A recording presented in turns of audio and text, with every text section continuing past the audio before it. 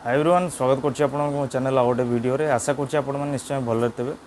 तो बर्तमान सुभद्रा योजना को नहीं घंटाए गोटा गोटा अपडेट आसुछि ता सहित जो यूट्यूबर माने वीडियो भी करूछंती सुभद्रा योजना को नहीं तो से माने भी घंटाए गोटा गोटा नुआ अपडेट दउछंती। तो बर्तमान देखिया कौन रही लेटेस्ट अपडेट केमिति आपण यथाशीघ्र सुभद्रार संपूर्ण तथ्य पाई परिबे सेही विषय में आज आपको ये वीडियो कहबी। आउ वीडियो स्टार्ट करने पूर्व रिक्वेस्ट करछि जदि चैनल फर्स्ट टाइम आसछन्ती चैनल को सब्सक्राइब करंतु पाखे थिबा बेल आइकन को निश्चय प्रेस करंतु। चलतु आज वीडियो स्टार्ट करबा। तो फ्रेंड सुभद्रा एसओपी की नहीं बहुत लोकों मन में डाउट थिला जोटा कि आज आसीबो काली आसीबो आज आसीबो काली आसीबो एमती हे जा हो फाइनाली सुभद्रा एसओपी आसी पहुँचला किंतु एसओपी पहुँचला परे तार पुणी गोटे दि दिन पर पुणी से किसी नियम चेंज है तापर जदि पुणी हम देखिए ता भितर पुणी किसी नियम चेंज है कौ मैंने अप्लाई करेंगे कौ मैंने करें कि नहीं से विषय भी पुणी चेंज है जे ना ये आवेदन करेंगे एमाने करें नहीं ये तो गला अलग कथा। ये जिते बड़े कौन भी गोटा गोटा छोट अपडेट पलि आसुच्छी जो यूट्यूबर भाई मैंने अच्छा से मैंने भी सही अपडेट को नहीं गोटा गोटा वीडियो छाड़ दौरान किंतु लोक मानकर कंप्लेंट सब बेले रोचे जे आपण मैंने आमको भूल इनफॉरमेशन देले आपण मैंने ठीक इनफॉरमेशन दौना। तो सेमती देखा गले कौन कहीं भी आपको भूल इनफॉरमेशन दौना जोटा रिपोर्ट आसुच्छी सियाड़ू सेटा ही यूट्यूबर भाई मैंने आपण मानक जड़ाउछंती। तो दयाकोरी यूट्यूबर भाई मानक आपण मिछुआ बोली कहिबे नहीं कि भाबिए नहीं से माने जहाँ शुणिले से आपण को वीडियो माध्यम जनाऊँच। तो बर्तमान जदि आम देखा जे काली माने 1 तारिख रु वेबसाइट लॉन्च हो कथा सुभद्रा योजनार तो बर्तमान 1 तारिख रे भी सुभद्रा योजना वेबसाइट लॉन्च है नहीं। आज 2 तारिख आज भी लॉन्च है नहीं शुणा जाऊँगी काली 3 तारिख कि 4 तारिख दिन सुभद्रा योजनार जो वेबसाइट अच्छी से लॉन्च हम ता माध्यम आपण मैंने जो फॉर्म पाई अंगनवाड़ी दीदी मान पाखु से फॉर्म फिलअप कर आप निकटस्थ जनसेवा केन्द्र में जाई पहुँची आवेदन करेंगे। तो फॉर्म केमती पूरण हम सेटा भी डिटेल्स मुझे देखईदेवी केमती आप निर्भुल भाव में फॉर्मटा फिलअप करेंगे।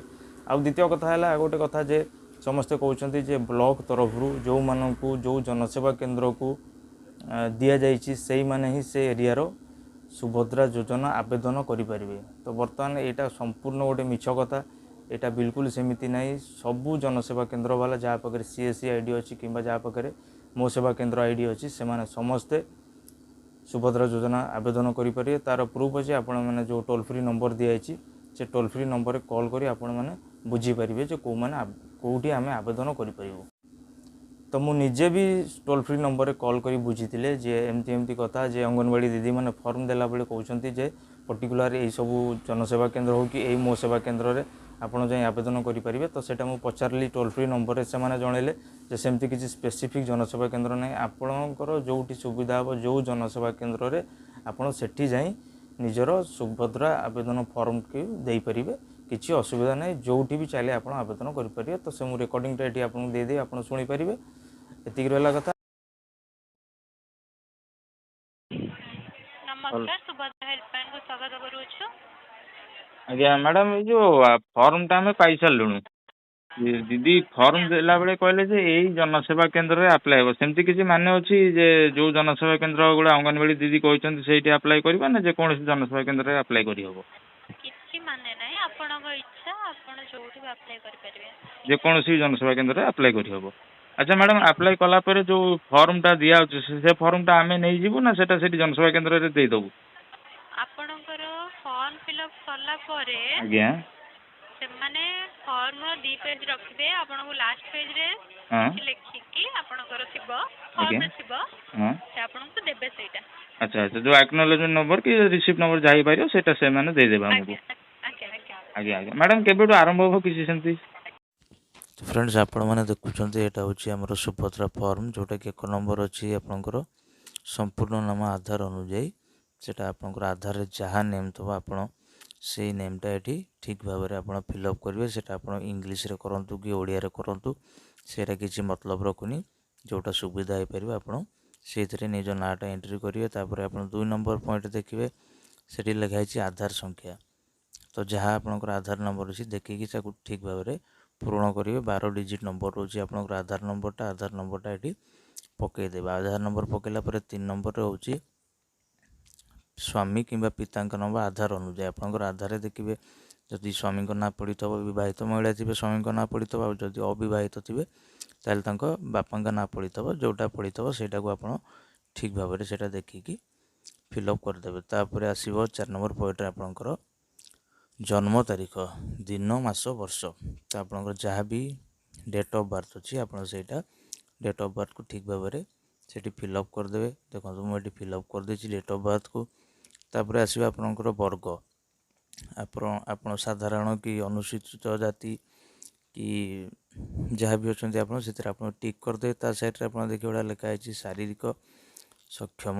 ଯଦି ଆପଣ ହ୍ୟାଣ୍ଡିକ୍ୟାପ୍ ଅଛନ୍ତି ତାହେଲେ ହ୍ୟାଣ୍ଡିକ୍ୟାପ୍ରେ ମାରିବେ, ନହେଲେ ନାହିଁ ତାହେଲେ ତାପରେ ଆପଣ ଦେଖିବେ ସେଇଟା ମୋବାଇଲ୍ ନମ୍ବର ଗୋଟେ ପଏଣ୍ଟ ଆସୁଛି। ଆପଣ ମୋବାଇଲ୍ ନମ୍ବର ଯାହା ଅଛି ଆପଣଙ୍କର ମୋବାଇଲ୍ ନମ୍ବରଟେ ଠିକ୍ ଭାବରେ ଏଣ୍ଟ୍ରି କରିବେ, ଯେଉଁଟାକି ଆଧାର ସହିତ ଲିଙ୍କ୍ ଥିବ। ତାପରେ ଗୋଟେ ଦେଇଛି ଆପଣଙ୍କର ବିକଳ୍ପ ମୋବାଇଲ୍ ନମ୍ବର। ଯଦି ଆପଣଙ୍କର ଇଚ୍ଛା ହେଲେ ବିକଳ୍ପ ମୋବାଇଲ୍ ନମ୍ବର ଦେବେ, ଯଦି ଇଚ୍ଛା ନାହିଁ ତାହେଲେ ଆପଣ ଦେବେ ନାହିଁ। ତାପରେ ପଳେଇ ଆସିବେ ଆପଣଙ୍କର ଜିଲ୍ଲା। ଆପଣ ଯେଉଁ ଜିଲ୍ଲାରୁ ବିଲଙ୍ଗ କରୁଛନ୍ତି ଆପଣ ସେଇ ଜିଲ୍ଲାର ନାଁଟା ସେଠି ଲେଖିବେ। ତାପରେ ଆପଣ ଯଦି ଗ୍ରାମାଞ୍ଚଳରେ ଅଛନ୍ତି ତାହେଲେ 10 ନମ୍ବର ଲାଇନ୍ଟା ଫିଲ୍ଅପ୍ କରିବେ, ଯଦି ସହରାଞ୍ଚଳ ହେଇଛନ୍ତି ତାହେଲେ 11 ନମ୍ବର ଲାଇନ୍ଟା ଫିଲ୍ଅପ୍ କରିବେ। ତ ଆମର ଗ୍ରାମାଞ୍ଚଳ ଯାଉଛି, ମୁଁ ଗ୍ରାମାଞ୍ଚଳର ଯେଉଁ ଲାଇନ୍ ଅଛି ସେଇଟା ଫିଲ୍ଅପ୍ କରିଦେଉଛି। ତ ମୋର ଏଠି ଗ୍ରାମ ଯେଉଁଟା ସେଇଟା ଲେଖୁଛି। ତାପରେ ଆପଣଙ୍କର ଯେଉଁ ପଞ୍ଚାୟତରୁ ବିଲଙ୍ଗ କରୁଛନ୍ତି ସେ ପଞ୍ଚାୟତ ନାଁ ଲେଖିବେ। ତାପରେ ଆପଣଙ୍କର ବ୍ଲକ୍ ଯେଉଁଟା ଆପଣ ବ୍ଲକ୍ ନାଁଟା ସେଠି ଲେଖିବେ।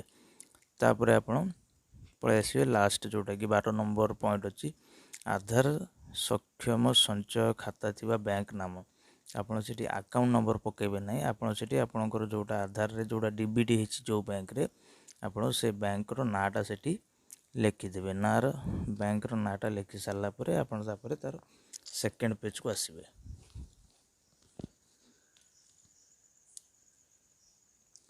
ତ ଦେଖନ୍ତୁ ମୁଁ ଏଠି ବ୍ୟାଙ୍କ ନାଁ ଲେଖିଦେଇଛି। ତା'ର ସେକେଣ୍ଡ ପେଜ୍କୁ ଆସିଲା ପରେ ଯେଉଁ ସବୁ ସେକେଣ୍ଡ ପେଜ୍ ଯେତିକି ଅଛି ଘୋଷଣା ନାମ, ଆପଣ ସବୁ ବକ୍ସରେ ଟିକ୍ ମାରିବାକୁ ପଡ଼ିବ। ଯଦି ଆପଣ ଯେକୌଣସି ଗୋଟା ବକ୍ସ ବି ଛାଡ଼ିଦେବେ ଟିକ୍ ମାରିବେ ନାହିଁ ତାହେଲେ ଆପଣ ଅଯୋଗ୍ୟ ହେଇଯିବେ।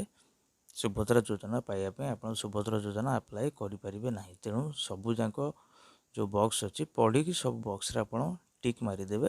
ଦେଖନ୍ତୁ ମୁଁ ଏଠି ସବୁ ବକ୍ସରେ ଏବେ ଟିକ୍ ମାରିଦେଇଛି। ତାପରେ ଏ ଯେଉଁ ପଏଣ୍ଟ ଅଛି ଡିବିଟି ସେଇଟା ଆପଣ ପଢ଼ିଦେବେ।